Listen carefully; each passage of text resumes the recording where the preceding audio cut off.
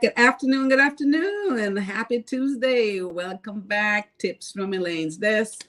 This is Elaine Proby, CEO of PROBY'S Tax and Accounting, and Tips from Elaine's Desk. All right.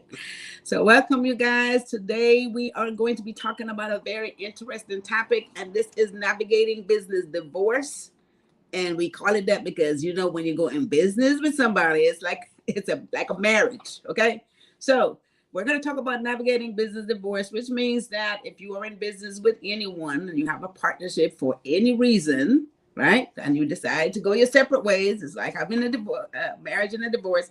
There are things that needs to happen, and there's a lot of stuff that takes place, and some things can be very legal, some things can create disputes, and you know, it could be a lot of stuff that happens in that process if things are not done right. So we're going to talk about some of those things that you need to be that you need to do, 3 points that you really need to do to navigate through business divorce, which is a separation of doing business together. All right, so that's going to be the topic today. Hi, Risha Utah Smith. Good afternoon, Mr. Lane. Good afternoon, Risha. All right, guys, all you guys on here, hit like and share on this video, and let's jump right into this topic today. And so first one is strategies for amicable separation in business partnerships. Now, when you say business partnerships, everyone seems to think that, oh, well, we're going in business and we're going to do this and we're going to do that together.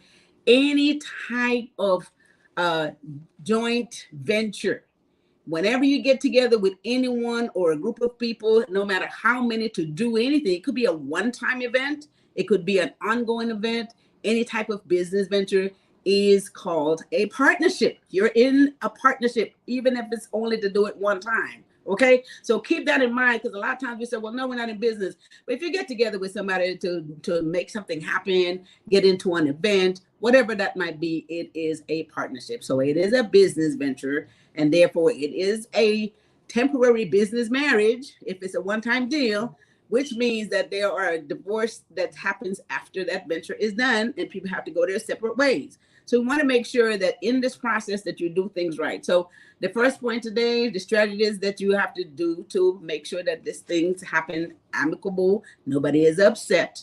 So whenever you get into doing anything as a partnership, guys, the first thing you want to do is make sure that there is an agreement.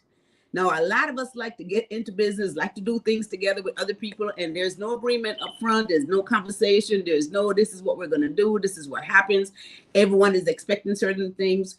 It is as simple as knowing what each person is going to contribute to the partnership, right? So one person is out expecting someone to do something that they're not doing. So everyone has to be on the same page. You have to have the same goals, and you have to have an agreement formed. Let's do this. We have a way of not doing things legally with paperwork. Okay. So make sure that you have a business agreement, and make sure that agreement says what's going to happen when we're done. If there's assets or something that we're buying to make this project happen, what's going to happen if we split, when we decided that if it's a one-time venture or it's an ongoing business, once we are done with this business or people feel like going their separate ways, this marriage is no longer going to work, this business partnership is no longer going to work, then you have to make sure that you know what are we going to do with the assets. So things are going to be split. So there's, in that partnership agreement, there's got to be a breakdown of the percentages. How much of it do you get? How much of it do I get? Or how many partners involved? What is the percentage split? Whether it's a 50-50 split when you started, whether it's a 30-70 split, however that split is, if it's 2 people, if it's more people, we have to make sure that everybody knows what percentage they own. That's the first thing, major. Okay. So then what you have to do is make sure that there's a discussion. Okay, we're going to dissolve this partnership. We no longer want to do business together as a unit. So we've got to split this thing up, and we got to go our separate ways. So you have to make sure that everybody's on the same page, have a discussion about it, make sure that everybody knows this is where we're going. We're going to close this business down. Or if it's a one-time deal again, like I said, that project is over. So we're going to move on separately. So we no longer is going to be in business together, right? So then you want to make sure that if there were any business joint accounts that was formed for this venture or for this business, you want to make sure that you talked about paying everything off that is owed and closing those business accounts down. You want to close out leases. You want to close out anything that partnership had together. You want to make sure that you get together, close out all those things. The business is no longer going to be in existence, so you want to make sure everything is closed out, right? So nothing is left on anybody. Nothing is just left hanging out there. You're closing out everything that has to do with this partnership. And everyone has to be on the same page, of course, with this stuff, right? Hey, Cognac Barcelona, thanks for jumping on here. All right, guys. So that's the first thing you want to do. Make sure there's no leases hanging out there. You shouldn't be signing any new contract, any new leases, opening any new credit cards. You shouldn't be doing any of these things, especially if you talked about closing down the partnership. Okay? So you want to make sure all that stuff is taken care of, all this is handled. And then, of course, one of the major things that we must do, you want to communicate that to your customers, to your clients. So they have to understand that, hey, look, we're about to close down this business. We're about to close out this partnership. This is no longer going to happen. You want to make sure at least you tell them this is going to happen. You don't want folks to just look up for you one day and then you're gone. You know, so people, that's why you see people put closeout sales, or they do something out there so that their customers and their clients understand that there's a process, there's a change that's going to happen here. And so this business probably is no longer going to be in business. So I need to try to figure out some other place to do my business, right?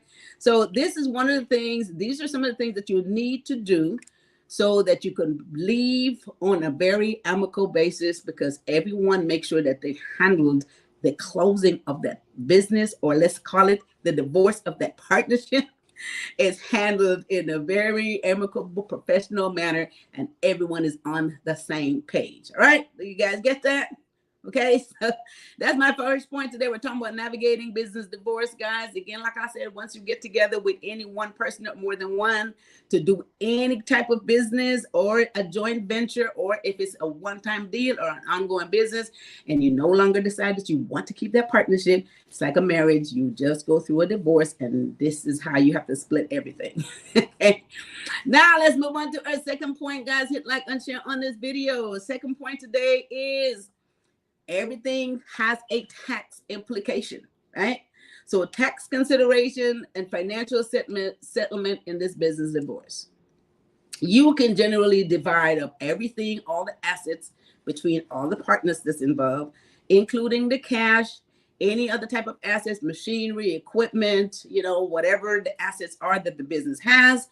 You want to divide that up. And again, like I said, make sure that in the partnership agreement, there is a breakdown of the percentages. Now, you always want to make sure that that is loud and clear, because a lot of people may feel like they have more percentage than another person, and because they put more work in the business than the other person did. All this stuff has to be defined up front. And again, we encounter this on a daily basis. It doesn't matter what it is, okay? If it's a one-time deal. So make sure that all of the debt, all of the liabilities are paid. And then, because if you have monies in the bank, income is still coming in. Sometimes if you choose is a day that you're going to close on the business, there might be outstanding receivables that's still going to come through the business. So money is going to still come in. That might be sitting out there. So you want to make sure all those dollars pay all of the liabilities, all the debt that the business have that's outstanding, right? Before you do any kind of division of any kind of cash, you don't split the cash until you know all the bills are paid, right? Great point. Don't split the cash until all the bills are paid. So once all the bills are paid, everything is taken care of, then you guys can split all the partners can split that cash, and any assets that's not sold. You can, a lot of times what they do is they'll sell the assets off as well and then split that money. But if the assets still exist, assets of the business, whether that's machinery, equipment, automobile, whatever assets, building, whatever assets the company owns, right? You split the assets, you split the cash, and this is where the tax implication comes in, guys, because anything over and above what your initial basis, meaning your initial investment is taxable income, okay? Anything over and above your initial investment that the business made that you split in cash is taxable income. So you can have major tax implication and financial settlement when you have a business divorce, right? So you want to make sure that you pay attention to that stuff, guys. Get a professional involved. If this is the case, have someone involved that's going to assist you through the process. Once you decide to terminate a partnership, business, any type of business divorce, it doesn't have to be like any corporation that you form, the people involved are called partners. So it's all considered a partnership. Okay. It doesn't have anything to do with what type of business it is. If it's more than one person involved, then it is a partnership agreement, a partnership marriage, and a partnership divorce when you no longer want to do business together. All right, so that's the second point, tax consideration and financial settlement once you have a business divorce, you guys. And that's the second point today. Hit like and share on this video. Very interesting information because we are always doing things with someone else. I don't care if it's getting together to throw an event or getting together to make a function happen, getting together to start a business. It's going to be just today we're having a flea market, and that's going to be only a one-time deal. If that's all you're doing it for, you still getting together with some people, you still calling it a partnership because you're still liable to either make money or go in debt. And you have to know how that's going to play out at the end once you decided to terminate that partnership. All right, so let's get into a third point. The third point today, guys, is legal and financial safeguards. So what are some of the things that you can do in order to make sure you protect yourself legally? Now, you all know once there's a business involved and once it closes down, some partners, some people who was involved can still have that liability in terms of maybe getting sued. So you want to make sure that there's no legal implication that comes back on you. So you want to, again, get a professional, get a lawyer who is very, this is a business lawyer. You want to get one of those folks that is very specialized in terminating businesses. They know what to do. They know how all that paperwork works, and they know how to protect you legally. So all of the paperwork that you will be signing to separate yourself from this business and everyone to terminate and close it down needs to be legally drawn up, and make sure that everyone is on the same page. Again, you have the same goals. We all agree that terminate this divorce, and we're going to divorce and terminate this business. So get all your paperwork in order, and then you want to make sure that in the worst case scenario, this is something that you see in advance. This is one of the things, this is why I always say it's important for you to have all of your accounting in place, because if all of your accounting is up to date, you guys can make sure that you see where you are. You can plan for it. You can start phasing things out. You can start making sure that you pay the bills off on time because you know where you are. Everyone is on the same page. You have this discussion. You know that this partnership is about to close, and you stay on top of the accounting because that has to be done. And at the end of the day, you guys still have to file a final tax return. So that has to be done as well for the business to officially terminate. So you have to file a final tax return. So you must have those accounting in order so that you can track everything that happens to the last day when the business is operating. Okay, so very, very, very important. And then, of course, once that's done, file those final tax returns, pay the final taxes, pay all the bills that you can with the assets that you do have. And this also will prevent you from having any type of legal and financial obligation in the end once you close this down or terminate it, close the business out. Okay, very important things that most people overlook. And I've run into it all the time. I have clients all the time, they get together, they form a business, they no longer want to do it, they let the business sit, no one closes out officially, no one filed those dissolution paperwork, and the business continue to accumulate fees out there for whatever reason, and someone can be personally or legally liable for those fees. Okay, so we want to make sure that we do things right, guys. So this is why we're having this conversation today. Okay, so let me recap. Very, very, very, very important, guys. Navigating business divorce. Let's recap. First point. Strategies for amicable separation in business partnership. When you part ways with someone you got into business with, it's okay to make sure that you do it amicable so everyone is fine. No one is upset with anybody. There's no hard feelings involved. We just do all those things right. So we make sure our partnership agreements specify what happens, who gets what your percentages, what my percentages have to be in place, guys. Must be in place. Again, we all need to be operating from a contractual arrangement whenever it comes to dealing with someone else, especially we know money is involved. And what they say, money always upsets folks. So as long as it's on paper and it's written, everyone is fine with that. So we have to make sure for us to be fine when we leave, there is got to be stuff got to be done right, and the partnership agreement must be in place. Second point is the tax consideration. Financial settlement when is a business divorce. Now, once you pay all the bills and you get all the money that comes in and you split the cash and split the assets, you can be taxed on anything over and above your investment, right? This is called the partnership basis. Your basis is how much money you invested in the business. So if you invested $100,000 in the business and you pull out that $100,000 worth of investment, that's not taxable. But anything over and above, any assets that's sold for a profit, any profit the business make is taxable income. Okay, so make sure that you get with a professional that's going to understand all this process and make sure it happens like it should. All right. And the third point today, legal and financial safeguards so you can prevent business partnership disputes. Get an attorney, get someone legally knows what they're doing as far as business separation, business closure, the dissolution paperwork of that corporation or whatever the entity is filed in time. No one is going to be responsible for any fees that can be accumulated, guys. And make sure that those business arrangement, agreement, everything is handled properly, signed, and sealed, and closed out, okay? So before you get further away from what that business was, make sure that everything is locked up, closed out, and done away with. Okay, so you don't have any personal legal liability on the way out, come back to haunt you somewhere down the road. You want to make sure that this happens. All right, so no legal financial obligation once everything is closed out. Before anybody takes any cash and go, pay off everything and make sure it's closed out legally. That's my 3 points today. All right.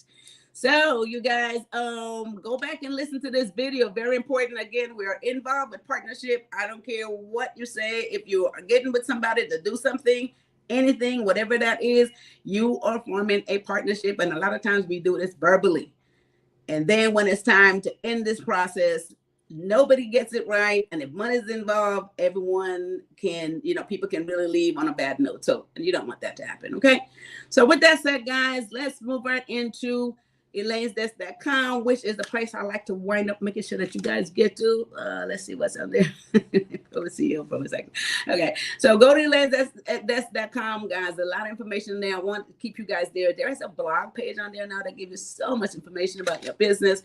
You can get so much from there. And for those of you who, again, is still trying to get your business going, there's so much information there to get it started. And those of you who have already started your business, who really doesn't know where to take it, who doesn't know what the next step should be in order for you to really grow that business, you want to go to Elaine'sDesk.com, and there's a lot of videos there that can teach you a whole lot of stuff. And this is my favorite part. If you're still confused, go to PROBY'S.com. Yes, there's a calendar there. Make sure that you book yourself a 15-minute free consultation.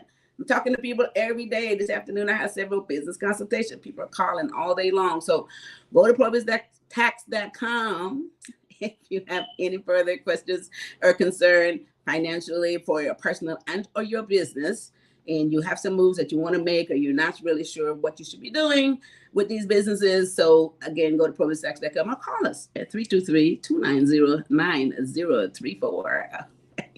And we can take care of you no matter where you are. Get your taxes filed, get your bookkeeping, your accounting done, payroll, all that good stuff. If you have a tax problem, which we hope you don't do, but we can take care of that as well. So PROBY'S Tax and Accounting, we have a staff full of certified professionals that can assist you with the process. Okay, so I think that's it for today. So make sure that you guys join me back here on Thursday afternoon. And what are we going to talk about Thursday? Money mindset myths and what's that? Myths debunked. I have to get this word right. Hey, Learner Smith, thank you for the hearts. So I love this one right here. The money mindset myths. They have all these sayings about money and what it does to you or what it don't do to you. We're going to talk about that on Thursday. So this is going to be exciting. I'm going to love this one. All right. So with that said, guys, I want you guys to have a wonderful rest of your Tuesday afternoon. And thank y'all for watching. Hit like and share on this video. Hit like and share on this video. Let everyone get this information. And with that said, you guys have a wonderful rest of your Tuesday afternoon. You guys take care of yourself. Wait a minute. Let's start over. Take care of each other. Take care. Edison Noside Smith. Thank you for jumping on. See, I get nervous because you're on here. All right. So you guys take care of each other and take care of yourself. See you on Thursday. Thanks. Bye.